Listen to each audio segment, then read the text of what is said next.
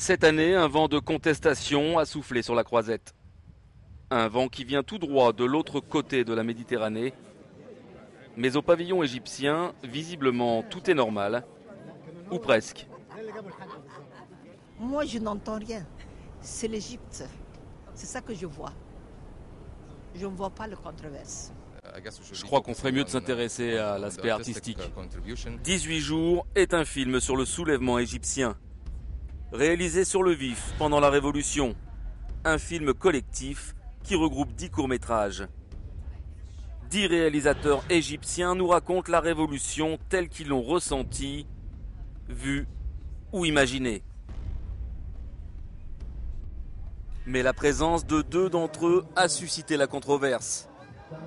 Pour de nombreux Égyptiens, ils ont été des proches de Hosni Moubarak, comme Marwan Ahmed, qui avait réalisé ses clips de campagne en 2005. Il n'est apparu que le soir de la projection. La présence de l'ambassadeur égyptien à Paris, aussi considérée comme gênante, a été annulée. D'autres stars invitées ont aussi suscité l'indignation de certains, dont Amer Waked, ici dans l'un des courts-métrages. Il a décidé de bouder la montée des marches. C'est une projection dans un esprit politique.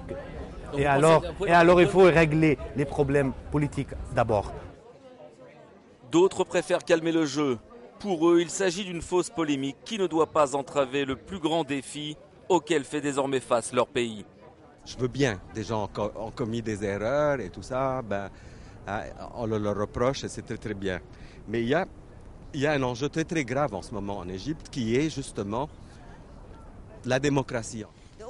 Il faut simplement qu'on décide ce qu'on veut pour l'Égypte. Comment on veut l'améliorer, c'est tout ce qui compte. C'est pourquoi on doit rester unis, même si on n'est pas d'accord sur tout. Pas de désaccord, semble-t-il, pour 18 jours. Près de 80 personnes ont participé à sa réalisation et sans budget. Ils se sont tous engagés à reverser les recettes du film aux plus défavorisés en Égypte.